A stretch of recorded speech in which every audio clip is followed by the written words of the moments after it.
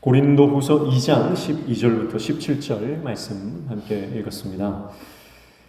다들 식사는 하셨나요? 네, 식사 못 하시고 오신 분들도 계실 것 같은데 하나님께서 오늘 이 밤에 우리 가운데 큰 은혜 주시고 또 우리의 영혼의 양식을, 우리의 영혼의 허기를, 우리의 영혼의 갈망을 채워주실 줄로 믿습니다. 식사 못 하신 분들은 은혜 받고 집에 가서 맛있게 식사하시기를 바랍니다. 네. 집에 밥이 없으신 분들은 저한테 오시면 제가 김밥을 쏘겠습니다. 네. 한번 인사하겠습니다. 사랑하고 축복합니다. 잘 오셨습니다. 네, 감사합니다.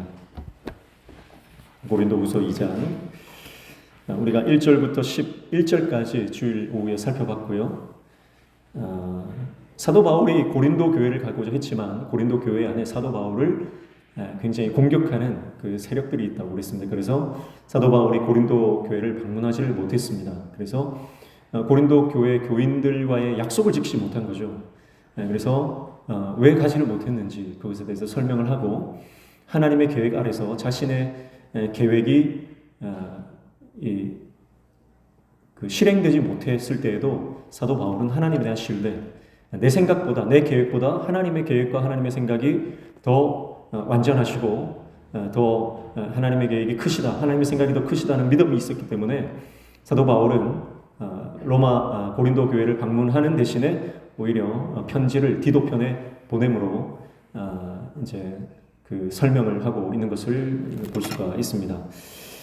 그리고 나서 이제 바울에 대해서 여전히 고린도 교회 안에 의구심을 품었던 사람들, 아직 여전히 해결되지 않았던 바울의 사도권이나 복음에 대한 오해를 가지고 있었던 사람들을 우리가 그들을 어떻게 대해야 할 것인가, 그들을 책망하되 그들에게 바르게 가르치되 그러나 용서하고 또 위로하고 사랑으로 그들에게 훈계하고 그들을 바르게 이끌어야 한다. 그래서 정죄하는 것보다 사람을 살리는 게 먼저고 우리가 교회 안에 정죄하고 비판하는 것은 마귀의 계략이다. 그래서 마귀의 계략은 결국은 교회를 분열하게 하는 것이다. 성도들 간에 분열하게 하고 성도들 간에 갈라서게 하고 등을 돌리게 하는 것이다. 그래서 그런 사단의 계략을 잘 간파를 하라. 분별의 영을 가져라. 그러면 우리가 영혼을 바라볼 때에 그 영혼을 정말 그 영혼의 가치를 보게 된다. 그런 말씀을 우리가 앞에서 살펴봤습니다. 그래서 교회를 결정하는 게 뭡니까? 교회를 결정하는 것은 인간적인 어떤 자격이나 조건이나 어떤 규모나 시스템이나 프로그램이 아니다라고 했습니다. 교회를 결정하는 것은 하나님의 임재가 있느냐, 성령이 임재하시느냐 하는 거예요. 그것이 교회를 결정합니다.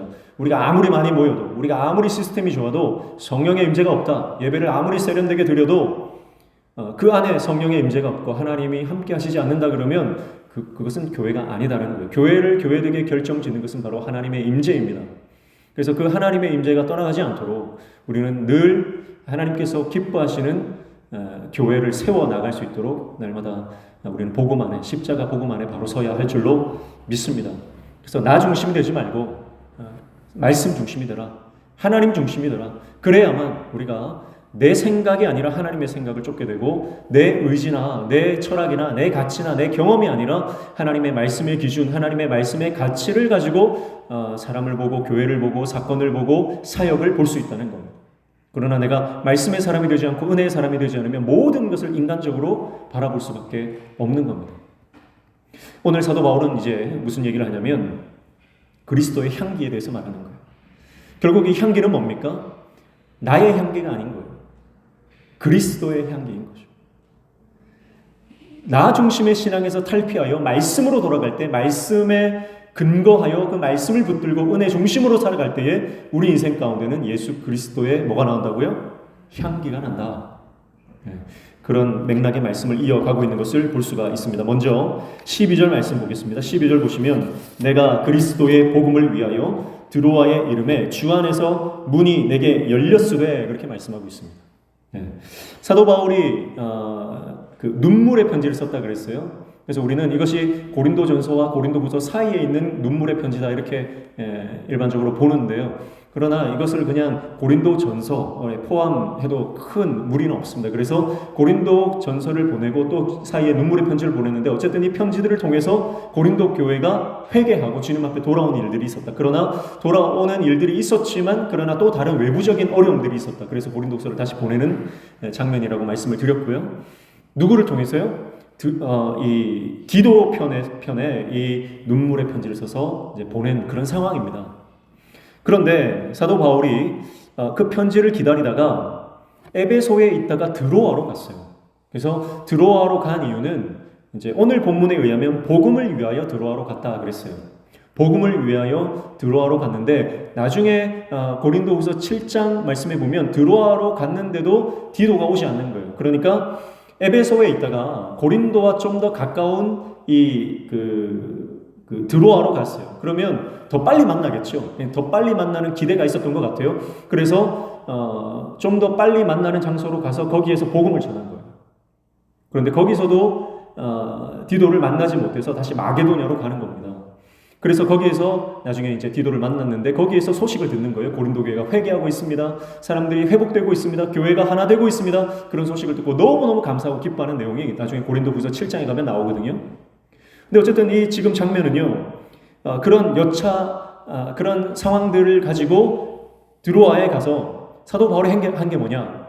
복음을 전한 거예요. 그래서 12절 말씀에 첫 번째 어떻게 시작합니까? 내가 그리스도의 복음을 위하여 드로아에 이르매 이렇게 말씀했죠.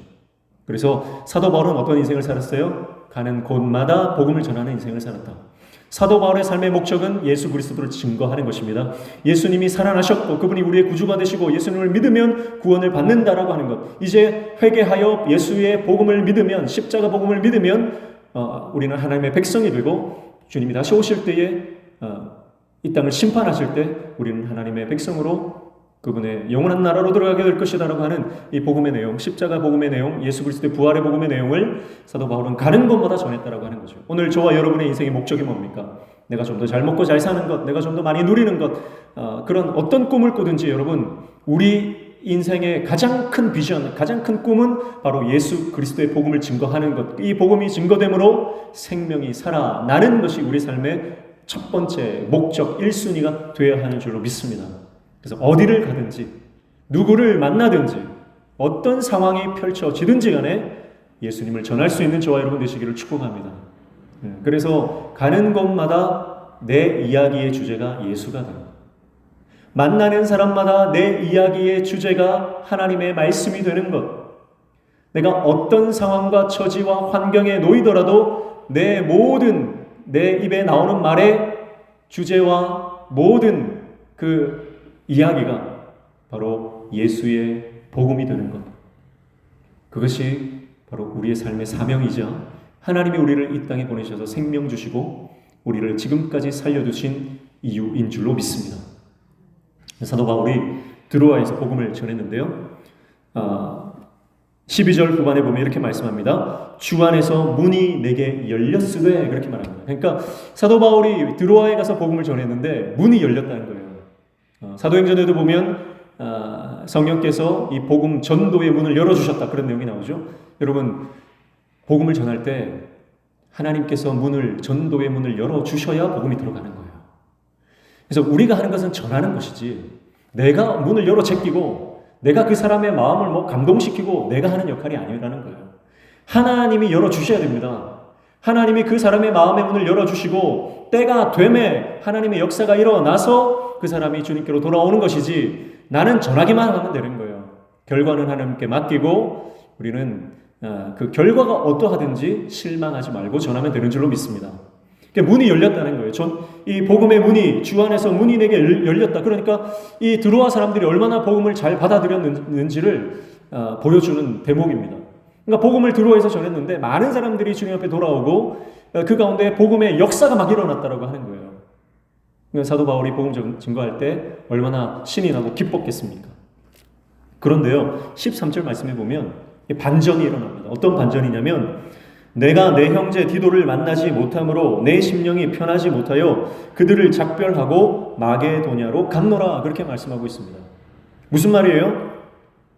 지금 드로아에서 전도하는 족족 사람들이 주님께 돌아옵니다. 말씀을 전하는 족족 사람들이 감동을 받고 그 심령이 변하고 회개하는 일들이 일어나는 거예요. 강력한 복음의 역사가 일어납니다. 쉽게 말해서 오늘날로 말하면 사역이 잘 풀린다는 거예요. 일이 잘 풀린다는 거예요. 부흥이 일어난다는 거예요. 그런데요, 사도 바울이 13절에 보니까 디도를 만나지 못했어요. 그래서 심령이 편하지 못했다. 그래서 마게도냐로 돌아갑니다.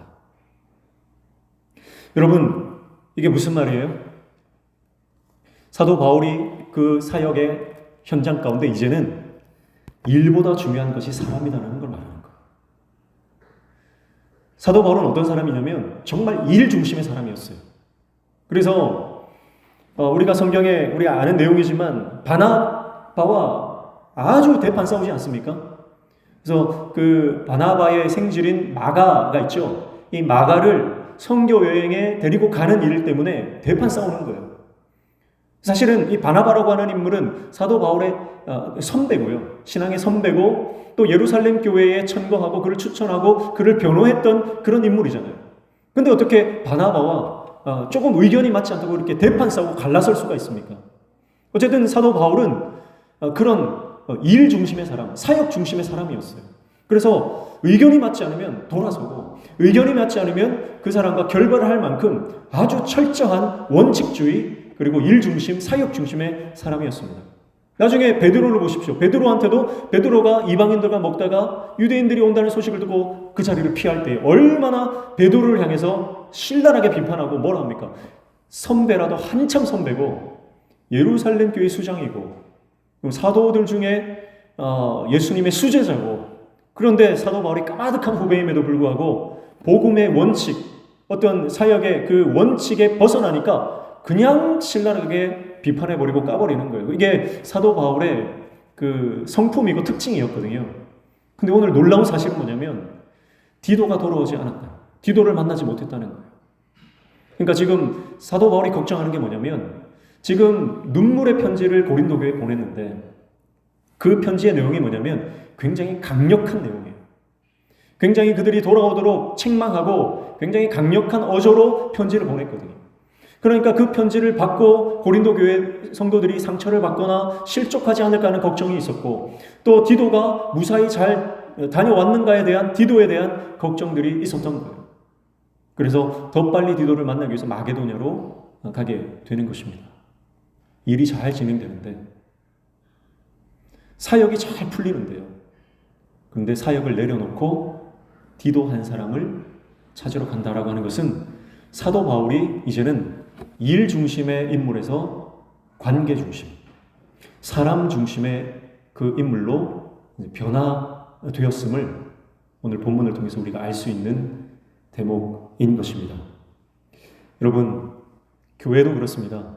교회가 일 중심이 되면 안 돼요. 교회가 사역 중심이 되면 안 됩니다. 교회는 사람 중심, 사람을 살리는 일에 집중해야 되는 거예요. 성령 충만이라는 말을 많이 쓰죠. 여러분 성령 충만하십니까? 내가 스스로 성령 충만하다고 생각하는 분도 있을 거고요. 나는 아직 성령 충만하지 못하다 그런 생각을 하시는 분도 있을 텐데 그럼 과연 성령 충만이 뭡니까? 우리가 보통 생각할 때 성령 충만이라고 하는 것은 하나님의 큰 은사를 받고 우리 안에 하나님의 능력이 나타나고 권위가 나타나고 막 큰 이적과 기사가 막 일어나고 그런 상태를 우리는 성령 충만이다 이렇게 표현하지만 성령 충만의 첫 번째, 성령 충만의 가장 큰 특징은 뭐냐? 성령 충만한 사람의 가장 본질적인 특징이 뭐냐? 그것은 바로 예수 그리스도의 인격과 아버지 하나님의 마음이 내 안에 들어오는 거예요. 그게 성령 충만한 사람의 첫 번째 모습입니다. 아무리 능력이 많고 아무리 손만 대면 병이 고침 받는다 할지라도요. 내 안에 예수 그리스도의 인격이 들어와 있지 않고 아버지 하나님의 그 자비와 긍휼의 마음, 그 사랑이 우리 안에 없으면 그 사람은 성령 충만한 사람이 아닌 것입니다. 단지 은사를 받은 거예요. 그리고 내 안에 아버지의 마음이 없다, 내 안에 예수 그리스도의 인격이 없다면 결국 그 받은 은사 때문에 교만에 빠지고 죄 가운데 빠질 수밖에 없는 것입니다. 그래서 하나님이 결국은 내 안에 그 성령으로 충만하지 않으면 받은 은사를 하나님의 영광을 위해서 바로 쓰지 못하기 때문에 결국은 하나님이 그 은사를 거두어 가버리시는 거예요. 말씀의 은사를 받은 많은 목회자들이 있지요. 말씀만 전하면 성도들이 은혜를 받고 삶을 결단하고 회개의 자리로 나가고 하나님 앞에 헌신하고 그런 분들이 있어요. 정말 말씀을 잘 전하시는 분들이 한국교회에 많이 있습니다. 그런데 그런 분들 중에 굉장히 많은 분들이 자기가 이 교만의 죄에 빠져서 하나님의 말씀을 대언하는 도구라고 생각하지 않고 자기 스스로가 말씀이 되는 경우가 많아요. 착각하는 거예요. 그래서 교만에 빠지고 권위주의가 되고 사람을 자기 말로 휘어잡으려고 하는 그런 사람들을 조종하고 정신 지배를 하려고 하는 경향들이 많아져. 그래서 우리가 항상 주님 앞에 아버지의 마음, 예수 그리스도의 인격이 내 안에 들어와야만 성령의 능력이 올바르게 발휘될 수 있다고 하는 것을 기억해야 할 줄 믿습니다. 그래서 지금 사도 바울이 그런 능력의 사람이잖아요. 그런데 사역 초기에는 많은 능력을 가지고 예수님을 만난 그 체험과 뜨거운 마음을 가지고 사역을 했지만 사실은 이 관계에 있어서는 좀 어려움이 있었던 거예요. 그런데 하나님께서 사도 바울을 조금씩 빚어가시고 결국은 일과 사역 중심에서 관계, 사람 중심의 그런 따뜻한 사람으로 변화되어져 가는 것을 봅니다. 그래서 사도 바울의 사역의 말미에 보면 사도 바울이 이 마가를 데리고 와라. 내가 마가를 보고 싶다. 그 사람이 내게 유익한 사람이다. 그런 말들을 하면서 자기가 한때는 외면하고 배척하고 함께 데리고 가지 않았던 그 마가를 나중에는 정말 사랑하고 자신의 신실한 동역자로 인정하며 자신의 과거의 그 일과 또 발언에 대해서 완전히 그 마가에 대한 태도와 마음이 변한 것을 우리가 사도 바울의 마지막 그 사역들을 통해서 우리가 보게 되는 것입니다. 교회는 일하는 곳이 아니라 사람을 살리는 곳인 줄로 믿습니다. 그래서 하나님께서 우리 교회를 세워주시고 우리 교회를 통해서 하시고자 하는 일이 뭐냐? 그것은 우리 안에 뭐 복닥복닥 일하고 뭐 잔치를 벌리고 우리끼리 잘 먹고 우리끼리 은혜 받고 우리끼리 사는 것이 아니고 그러면 많은 일들이 있죠. 근데 그런 일들 사역들을 하나도 없어도 사실은 상관없어요. 우리 안에 일어나야 되는 일들은 영혼이 살아나는 일들인 줄 믿습니다. 그것만 있으면 하나님은 우리를 인정하시고 기뻐하시는 줄로 믿습니다. 그래서 우리가 무슨 직분을 받고 우리가 무슨 자리를 차지하고 우리가 무슨 감투를 쓰는 것보다 중요한 것은 바로 내가 내 삶을 통해서 영혼이 주님 앞에 돌아오느냐, 생명 살리는 인생을 살아가고 있느냐, 그 본질적인 질문 앞에 우리가 서야 되는 거예요. 그 질문 앞에 우리가 서지 못하면 내가 비본질적인 것에 하나님께서 예수님께서는 전혀 관심이 없고 염두에 두지 않고 있는 그런 문제들에 우리는 거기에 빠져서 매몰되어서 그 문제에 우리는 함몰되어 살아가는 경우가 많은 것입니다. 오늘 저와 여러분이 하나님의 기뻐하시는 생명 살리는 이 일에 저와 여러분이 온전히 쓰임받는 하나님의 종 되시기를 축복합니다. 그래서 가정에서 보세요. 가정에서 어린 아이, 새 생명이 하나 탄생을 했다 보세요. 그러면 그 한 생명이 얼마나 귀합니까? 정말 그 어린 생명, 여러분 생각해 보세요. 일평생 살아왔던 우리의 삶의 가치가 귀합니까? 아니면 이제 막 태어난 아이의 삶의 가치가 귀합니까? 논리적으로, 경제적으로 보면 여러분 우리의 삶이 더 귀한 거예요. 왜냐하면 우리는 노동 가치도 있고요. 연륜도 쌓였고 지식도 있고 경험도 있고 사람의 가치를 놓고 보면 사람이 살아왔던 시간이 많은 사람이 더 훨씬 가치 있는 거 아닙니까? 그런데 우리는 어떻게 해요? 아무리 우리가 높은 지위를 가졌든 연봉이 얼마든 그건 상관없어요. 집안에 아이가 태어나면 그 아이가 최고인 거예요. 집안에 아이가 하나 태어나면 그 아이가 가장 소중한 거예요. 그래서 이 아이가 몸이 아플까, 잘못해서 떨어질까, 목이 꺾일까, 노심초사 그 아이만 소중하게, 귀중하게 다루는 것이죠. 그리고 교회도 그렇게 돼야 됩니다.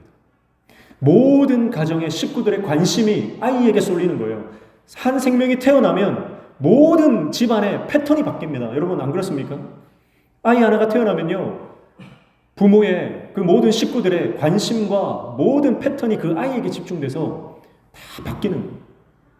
교회도 마찬가지입니다. 여러분, 교회에서 어린 영혼, 이제 막 예수 믿은, 이제 막 주님께로 돌아온 한 새 생명이 있다면 교회의 모든 관심은 그들에게 향해야 돼요. 근데 일한다고 바빠서 우리는 새 생명을 돌아볼 여력도 없고 여유도 없는 거죠.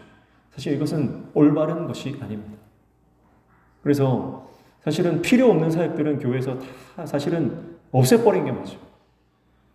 사실은 교회에서요, 많은 사역들이 있는데 그 사역을 하면서 하나님의 영광이 되고 막 은혜가 충만하고 그러면 상관이 없는데, 사실 한국교회의 대부분의 사역들을 보면요, 그 사역 때문에 서로 갈등하고 찢고 볶고 싸우는 일들이 많아요. 그렇다면 그 사역은 없애도 됩니다.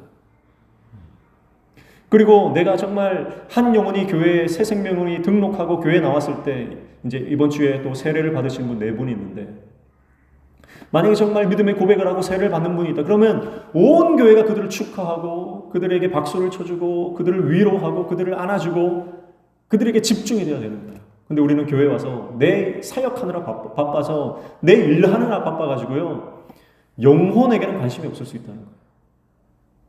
그러면 그 교회는 하나님께서 분부하신, 하나님께서 명령하신 본질적인 사명을 놓치고 있는 것이다. 그렇게 보는 것이죠. 사랑하는 성도 여러분, 우리가 모든 관심, 나의 모든 에너지가 하나님이 바라보시고 있는 그 영혼에게 내 에너지도 가야 될 줄로 믿습니다. 하나님께서 지금도 마음을 쏟고 있는 그 한 영혼을 향해서 99마리 양을 남겨두고서라도 잃어버린 한 양을, 그 어린 양을 찾아 나서는 목자의 심정으로 잃어버린 한 영혼을 찾고 계신 그 아버지의 마음으로 우리도 그 한 영혼을 찾아 그를 향해 모든 관심과 모든 에너지와 모든 내 역량을 거기에 집중하고 강화시켜서 생명을 살리고 영혼을 구원하며, 교회에 있는 어린 영혼 또 새 생명들이 나의 이 섬김을 통해서 그들이 믿음이 강하여지고 하나님의 사람으로 세움받는 놀라운 역사가 우리를 통해서 일어나기를 주님의 이름으로 축복합니다. 그래서 사도 바울이 그의 사역을 통해서 점점 일 중심의 사람에서 정말 관계를 소중히 생각하고 한 영혼을 소중하게 생각하는 사람으로 변화되었다라고 하는 것. 여러분, 오늘 저와 여러분도 그렇게 사도 바울이 겪었던 그 놀라운 회복과 변화의 역사가 우리 삶 가운데도 동일하게 일어나시기를 축복하고요. 또 우리 교회가 그렇게 정말 따뜻한 교회로, 정말 한 영혼을 소중하게 생각하는 정말 아버지의 마음, 예수 그리스도의 인격을 품은 그 교회로 얼마나 성장하는 귀한 은혜가 있기를 축복합니다. 그래서 마게도냐로 돌아갑니다. 그리고 거기서 디도를 만나서 고린도 교회 상황을 듣고 사도 바울이 얼마나 감사하는지 몰라요. 한번 찾아볼까요? 고린도후서 7장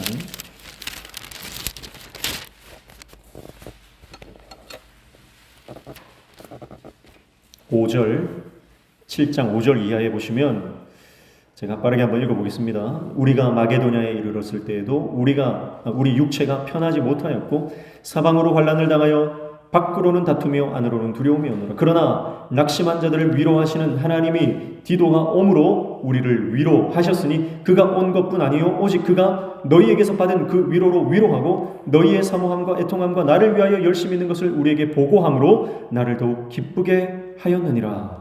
8절에 보면 그러므로 내가 편지로 너희를 근심하게 한 것을 후회하였으나 지금은 후회하지 아니함은 그 편지가 너희로 잠시만 근심하게 한 줄을 알미라. 9절 내가 지금 기뻐함은 너희로 근심하게 한 까닭이 아니요 도리어 너희가 근심함으로 회개함에 이른 까닭이라. 너희가 하나님의 뜻대로 근심하게 된 것은 우리에게서 아무 해도 받지 않게 하려 함이라. 아멘. 그래서 사도 바울이 고린도 교회 성도들의 회개를 듣고 얼마나 기뻐했는지 몰라요. 그래서 영혼이 회복되는 것. 교회 세워놓고 끝이 아니라는 거예요. 내가 이만큼 교회 세워놨으니까 또 다른 데 가서 교회 세우면 되지, 또 여기에서 또 전도하고 부흥을 일으키면 되지, 그게 아니라 정말 분열 가운데, 어려움 가운데, 정말 시험 가운데 들어있는 그 성도들의 회개하는 소식을 듣고 마음이 정말 기쁜 거예요. 그래서 모든 그 위로의 하나님, 그 위로의 하나님이 디도를 통해서 사도 바울의 마음을 그 고린도 교회 소식을 전해줌으로 그 마음이 위로를 받았다. 오늘 저와 여러분의 위로가 어디 있습니까? 저와 여러분의 기쁨이 어디 있습니까? 교회가 회복되는 것이 우리의 위로요. 영혼이 살아나는 것이 우리의 위로요. 죄 가운데 빠져있던 형제 자매가 주님께 돌아와 회개하며 그 영혼이 살아나는 것이 우리의 위로요 기쁨이 되어야 되는 줄로 믿습니다. 다른 데서 위로와 기쁨을 찾는 게 아니에요. 우리의 위로와 기쁨은 정말 하나님의 나라가 확장되고 그 안에 하나님의 사람들이 회복되고 살아나는 그것들이 우리의 위로와 기쁨이 되어지는 영적인 하나님의 사람, 저와 여러분 되시기를 축복합니다. 그래서 늘 말씀드리지만 우리의 육적인 갈망은 예수 그리스도의 십자가를 통과할 때의 영적인 갈망으로 바뀌게 되는 겁니다. 우리의 세상적 기쁨, 그것은 영원한 것이 아니에요. 우리가 십자가와 부활을 통과함으로 우리의 모든 세상적 갈망과 영적인 욕구는요, 바로 세상적인 욕구는 바로 십자가 안에서 하나님의 나라를 꿈꾸는 영적인 갈망과 영적인 소원으로 바뀌게 되는 역사가 일어나게 되는 것입니다. 오늘 저와 여러분도 사도 바울처럼 그렇게 교회가 하나 되며 갈등이 봉합되어지며 하나님의 사람들이 회복되고 살아나는 이 일에 우리의 소망을 두고 그 일들을 통해서 하나님의 영광을 보는 저와 여러분 되시기를 축복합니다. 다시 본문으로 돌아와서 14절부터 17절까지는 이제 향기, 냄새에 대해서 얘기하는데 그리스도의 향기, 그리스도를 아는 냄새, 이걸 말하고 있어요. 14절 보세요. 항상 우리를 그리스도 안에서 이기게 하시고 우리로 말미암아 각처에서 그리스도를 아는 냄새를 나타내시는 하나님께 감사하노라, 그렇게 말하죠. 뭐로 갑니까? 그리스도를 아는 냄새, 이렇게 말합니다. 15절에는 우리는 구원받는 자들에게나 망하는 자들에게나 하나님 앞에서 그리스도의 향기니, 그렇게 말합니다. 자, 여러분, 주님 안에 있는 자에게 향기가 난다는 거예요. 냄새가 난다는 거예요. 자, 이 냄새는 모든 사람이 다 맡는 냄새라는 거예요. 그래서 15절을 보면 구원받는 자에게도 이 냄새가 나고 망하는 자들에게도 이 냄새가 난답니다. 그런데 16절 말씀에 보면 이 사람에게는 사망으로부터 사망에 이르는 냄새요, 저 사람에게는 생명으로부터 생명에 이르는 냄새라 누가 이를 감당하리요, 이렇게 말했습니다. 자, 사망으로부터 사망에 이르는 냄새, 이 사람에게는 뭐죠? 이 사람은 누굽니까? 망하는 자들이죠. 15절에 나오는 망하는 자들. 그러나 저 사람에게는 생명으로부터 생명에 이르게 하는 냄새다. 저 사람은 누구죠? 구원받는 자들이죠. 15절에 나오는. 그래서 우리에게 나는 냄새가 있어요. 이것은 감출 수가 없다는 겁니다. 그러나 우리 안에 예수 그리스도의 향기가 나고 예수 그리스도의 냄새가 날 때에 그 냄새를 맡은 사람들이 바로 구원에 이르게 된다는 것. 그리고 이 냄새를 맡고 이 향기를 맡았음에도 그것을 거절하는 사람은 바로 그 영원한 멸망에 이르게 된다, 사망에 이르게 된다라고 하는 말씀을 하고 있는 것입니다. 사람마다 독특한 냄새가 있죠. 사람마다 체취가 다 다릅니다. 그래서 우리는 냄새, 후각에 굉장히 예민하신 분들은요, 냄새를 맡고 그 사람이 누군지 이렇게 알아보는 경우도 있고요. 그런 사람을 우리는 전문 용어로 개코다 그럽니다.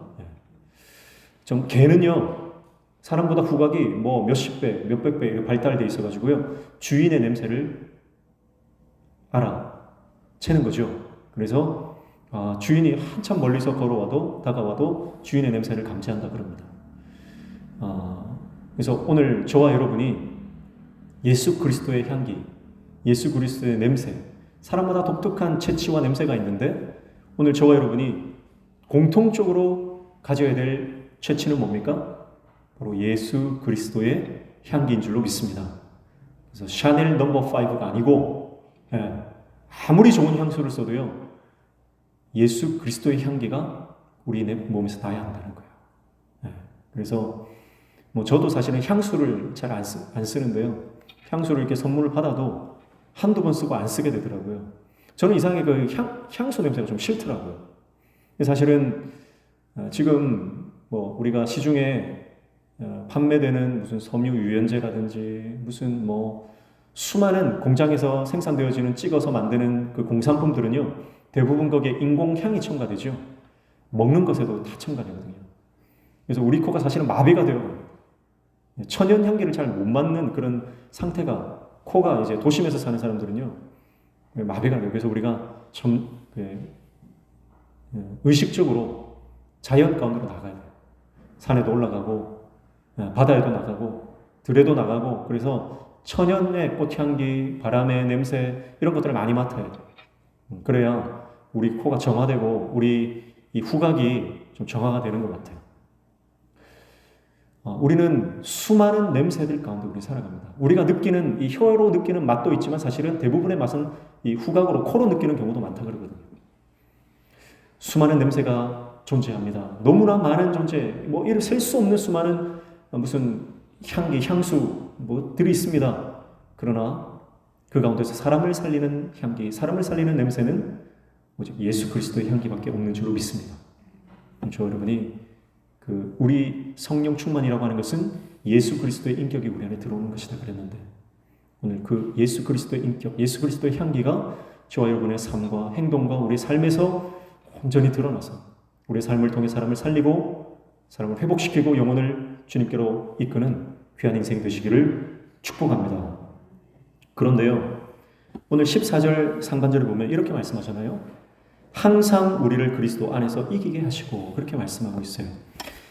냄새와 향기에 대해서 말씀을 하면서 먼저 우리를 항상 그리스도 안에서 이기게 하신다라고 하는 말을 쓰고 있는데요. 이 이기게 하신다라고 하는 헬라어는 트리암뷰오라고 하는 단어의 이 동사의 현재 능동태 분사형으로서 지금 쓰여져 있습니다. 이것은 신약에는 골로새서 2장 15절과 여기에만 등장하는 단어예요. 골로새서 2장 15절 말씀을 이렇게 말씀합니다. 통치자들과 권세들을 무력화하여 드러내어 구경거리로 삼으시고 십자가로 그들을 이기셨느니라, 그렇게 말씀해요. 같은 맥락에서 이 이겼다라고 하는 단어를 쓰고 있어요. 십자가로 이겼다. 십자가로 이겼다. 그런데요, 이 단어는 언제 쓰는 단어냐? 헬라어 문법, 문헌 용법에 의하면 전쟁에서 승리한 쪽이 포로들을 노예 삼아서 전리품처럼 끌고 가는 그 개선, 그 식, 그때 사용되는 단어라는 거예요. 그러니까 전쟁에서 승리해서 개선 장군이 군사들을 이끌고 막 그 도심으로 다시 들어오는 거죠. 그리고 그 뒤에는 포로들을 끌고 들어오는 겁니다. 그 장면을 표현할 때 이 단어를 쓰는 거예요. 이 문법을 쓰는 거예요. 자, 그러니까요, 여기에서 이기게 하셨다.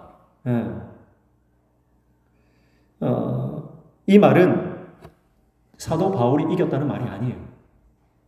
사도 바울이 능력을 받아서, 사도 바울이 세상을 이기고, 사도 바울이 능력으로 뭐 역사했다, 하나님의 도구로 쓰임받았다, 승리했다, 그 말이 아니에요. 이 말은 헬라어 문법에서 용례로 찾아보면 이것은 사도 바울이 하나님의 전쟁 승리에 포로로 끌려갔다라고 하는 뜻입니다. 골로새서 2장 말씀에도 이 이김은 뭐로 이긴 거예요? 십자가로 이겼다, 그렇게 말씀하죠. 여러분, 이 말은 그러니까 무슨 뜻이냐면 하나님이 바울과의 전투에서 승리하시고 그를 전리품처럼 끌고 가는 과정으로 사도 바울이 표현하는 거예요. 자, 그러니까 예수 그리스도의 향기를 뿜어내는 사람은 어떤 사람이냐?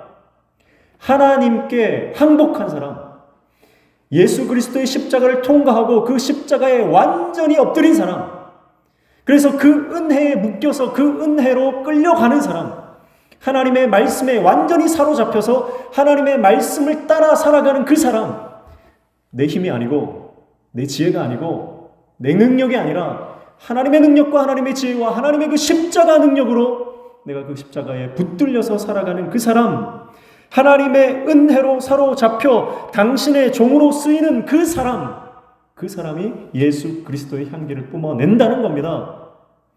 우리가 예수 그리스도의 향기를 뿜어내는 인생을 살아라, 그렇게 말씀하면 우리는 착각하는 경우가 있어요. 내 인격이 고매하고 내가 교양 있는 삶을 살고 내가 뭔가 세련되고 내가 좀 말을 잘하고 뭐 그런 내 인격이 고매해지고 내 성품이 고상해지고 그런 삶을 살 때 그리스도의 향기가 나타난다, 그렇게 착각하는 경우가 있어요. 그러나 말씀은 그렇게 우리에게 교훈하지 않습니다. 예수 그리스도의 향기를 뿜어낸다라고 하는 것은 철저히 십자가에 항복한 사람이에요. 철저히 하나님 말씀에 순종하는 사람입니다. 내 의지와 내 고집과 내 자아로 살아가는 사람이 아니라 하나님의 능력에 이끌려서 그 은혜에 완전히 붙들려서 내 힘으로 살아갈 수 없습니다. 나는 하나님께 완전히 붙들려서 십자가의 종으로 하나님의 포로로 그렇게 나는 주님께 끌려갈 때만 나는 온전한 하나님의 종으로 살아갈 수 있습니다. 그렇게 고백하는 그 사람, 하나님은 그 사람을 통해서 하나님 나라를 드러내시고 예수 그리스도의 향기를 발산하신다는 거예요. 여러분, 오늘 내 안에는 능력이 없습니다. 내 안에는 사람들이 맡을 만한 좋은 향기가 내 안에는 전혀 없습니다. 내 안에는 선한 것이 하나도 없는 거예요. 그러나 예수 그리스도의 그 은혜, 그 십자가 사랑에 붙들려 살아가는 사람에게는 나도 모르는 사이에 예수 그리스도의 인격이 우리를 통해서 나타나고 아버지 하나님의 그 절절한 사랑과 마음이 우리를 통해서 증거가 되고 성령님의 놀라운 역사와 나타나심이 내 삶을 통해서 마음껏 발휘되어지는 역사가 일어난다라고 하는 것이죠. 여러분, 오늘 우리가 주님께 항복하고 그 십자가 밑에 엎드릴 때에 하나님은 우리를 통해서 생명이 살아나는 놀라운 향기와 냄새를 뿜어내시는 줄로 믿습니다. 이것은 곧 모든 내 인생의 주권, 내 사역의 주권, 사도 바울이 그랬던 것처럼 우리의 삶도 마찬가지로 내 모든 삶과 사역의 모든 주도권이 나에게 있는 것이 아니라 오직 하나님께 있습니다라고 하는 의미입니다. 두 번째는 내가 포로로 잡혀 끌려간다라고 하는 것, 이것은 내 인생의 길을 내 마음대로 가는 것이 아니고 하나님께서 인도하시는 길로 간다. 결국은 십자가의 길을 가는 것, 고난의 길, 환난의 길이지만 주님께서 기뻐하시는 그 사명의 길을 간다라고 하는 의미가 있는 것이죠. 사도 바울이 택한 길 아닙니다. 사도 바울이 선택한 길도 아닙니다. 사도 바울이 원해서 가는 길도 아닙니다. 하나님께서 강권적으로 그를 붙드시고 그를 사용하시기 때문에 그가 감사함으로 가는 길입니다. 여러분, 그래서 사도 바울이 흔들리지 않고 넘어지지 않는 이유가 뭡니까? 우리가 고린도서를 보면서, 고린도후서를 보면서 사도 바울도 피곤하고 지치고 마음이 힘들고 낭망될 때가 있어요. 그럼에도 불구하고 사도 바울이 흔들리지 않고 끊임없이 다시 용기를 내어 주님의 길을, 십자가의 길, 사명자의 길을 갈 수 있는 이유는 뭡니까? 내가 가는 길이 아니기 때문에 그런 거예요. 주님이 끌고 가시는 길이기 때문에 그렇습니다. 내 감정이 개입되지 않기 때문에 그렇습니다. 여러분, 우리는 감정이 모든 것을 결정하는 경우가 많이 있습니다. 그러나 사도 바울은 자신의 감정이 어떠하든지 주님의 은혜를 따라갑니다. 두렵고 떨려도 주님이 말씀하시면 믿고 순종함으로 나아가는 거예요.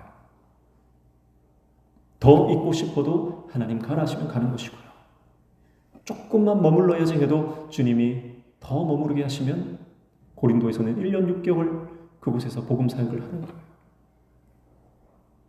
드로아에 가서 전도의 문이 열리고 복음의 문이 열리고 많은 사람들에게 복음이 강력하게 증거되어도 사도 바울은 하나님의 뜻이 아니면 그곳을 떠나는 거예요. 오늘 저와 여러분의 인생, 우리 삶의 모든 주도권 하나님께 달려있는 줄로 믿습니다. 그래서 내 인생의 주인이 내가 아니고 하나님이 내 삶의 주인 되심을 우리가 믿음으로 강력하게 붙들고 나아가는 저와 여러분 되시기를 축복합니다. 지난 주일날 우리가 살펴봤지만 출애굽기 말씀을 통해 하나님은 우리에게 이스라엘 백성들의 가만히 있으라, 가만히 서서 하나님께서 너희를 위하여 싸우시는 그 구원을 보라고 말씀하시는 거예요. 우리가 하는 건 뭐예요? 주님 말씀 앞에 서 있는 겁니다. 가만히 서 있는 거예요. 주님 하시는 일을 우리가 보는 거예요. 우리가 하는 것은 내가 뭔가 하는 것이 아니고 주님이 하실 일들을 보기 위해서 그 말씀 앞에 목숨 걸고 서 있는 거예요. 은혜가 우리의 삶을 사로잡을 때, 하나님의 말씀이 우리를 묶을 때, 내 능력이 더 이상 주장되어지지 않고 내 무능력이 하나님의 능력입니다. 그 고백이 하나님 앞에 고백되어지는 그 순간, 내 교만이 꺾여지는 그곳에서 하나님이 일하시고 하나님의 역사가 시작되는 것이죠. 불평과 불안과 두려움의 한가운데서 인간적인 감정조차 내려놓고 하나님의 임재를 바라볼 때에 하나님은 애굽의 모든 군대를 바다 한가운데 수장시키시고 숨겨두셨던 그 하나님의 길을 이스라엘 백성들에게 보여주시는 것입니다. 오늘 저와 여러분이 나는 하나님의 종입니다. 나는 십자가의 포로입니다. 나는 주님이 끌고 가는 개선 장군이신 우리 주님이 승리하셨고 나는 그 주님의 따라가는 포로일 뿐입니다. 그렇게 고백할 수 있는 사도 바울 같은 이런 고백의 주인공이 다 되시기를 축복합니다. 마지막 17절 말씀 보시면 이렇게 말씀하죠. 우리는 수많은 사람들처럼 하나님의 말씀을 혼잡하게 하지 아니하고 곧 순전함으로 하나님께 받은 것 같이 하나님 앞에서와 그리스도 안에서 말하노라 이렇게 말씀합니다. 여기에서 말씀을 혼잡하게 한다 이렇게 말씀하죠. 여기서 혼잡하게 한다라고 하는 것은 카펠리온테스라고 하는 단어예요. 이것은 장사꾼, 잡상인을 말하는 겁니다. 그러니까 하나님의 말씀을 사람들에게 물건을 판매하고 막 강매하듯이 그렇게 시장 가운데서 막 시장판을 벌이고 장사하는 그런 장사꾼들을 말할 때 이 혼잡하게 한다는 단어를 쓰죠. 시장은 굉장히 혼란스럽고 혼잡하잖아요. 시끌벅적하고 정신이 하나도 없죠. 그런 상황을 말하는 겁니다. 이게 무슨 말입니까? 하나님의 말씀을 자기의 이익을 위해서 사람들에게 강요하고 그리고 그렇게 함으로 사람들의 정신을 혼미하게 하는 그런 미혹하게 하는 사람들. 그러니까 사도 바울은 이 고린도 교회 안에 가만히 들어온 유대인 그리스도인들, 거짓 사도들을 지칭해서 이 말을 쓰고 있는 것입니다. 여러분, 오늘 저와 여러분이 하나님의 말씀을 사적인 이익을 위해서 사용하는 그런 이 장사치, 이 장사꾼이 잡상인이 되지 않기를 축복합니다. 우린 잡상인이 되면 안 돼요. 우리는 복음을 싸구려로 만드는 잡상인이 되어서는 안 돼요. 잡상인이 아니라 우리는 정말 단 하나를 팔아도 정말 가치 있는 작품을 파는 그런 장인이 되어야 되는 거예요. 장인. 그럼 장인 아시죠? 장인 정신이 어떻습니까? 여러분, 온전한 그 장인이 인정할 만한 작품이 나올 때까지는요, 나머지 것들은 다 깨부수는 거예요. 그러니까 걸작품이 나오는 거예요.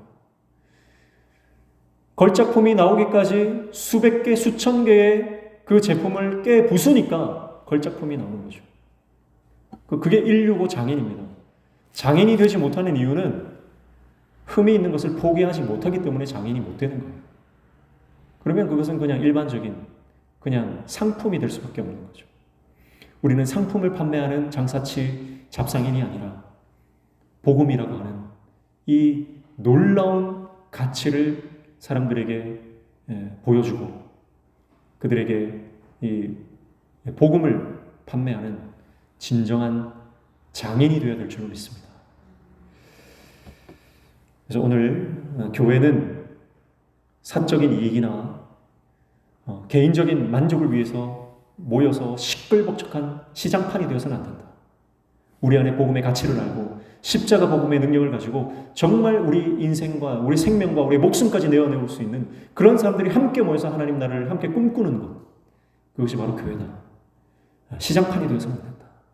만약에 그렇다면 예수님께서 우리 교회에 오시면 예루살렘 성전을 뒤집어 엎으셨던 것처럼 그렇게 다 이 강대상을 다 뒤집어 엎지 않겠습니까?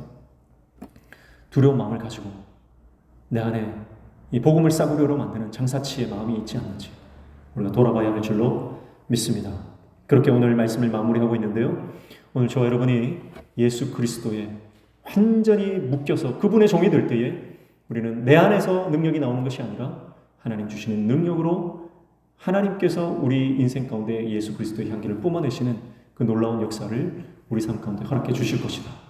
그것을 기억하고 예수 그리스도의 향기로 살아가는 저와 여러분 되시기를 축복합니다.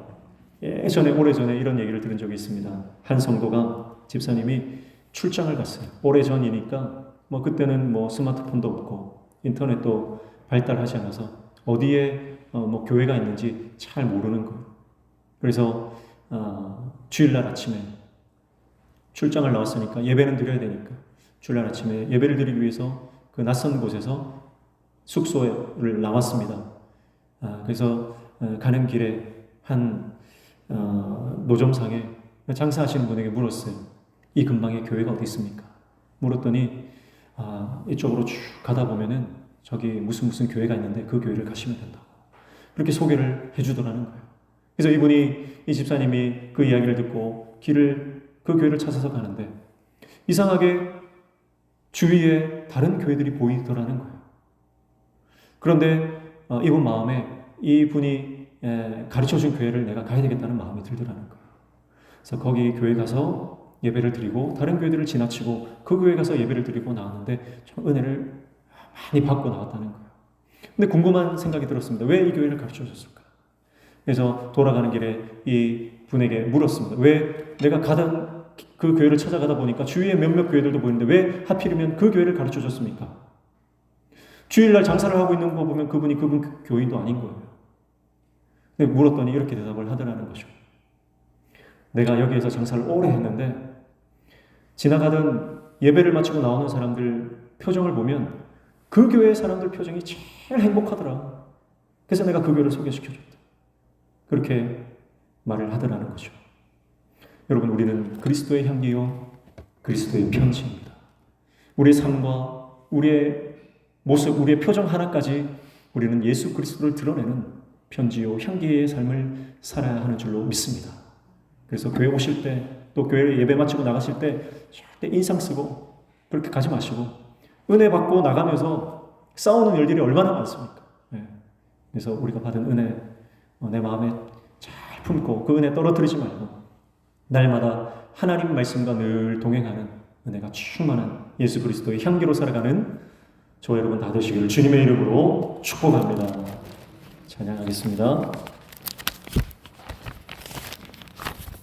찬송가 461장 함께 찬양하겠습니다.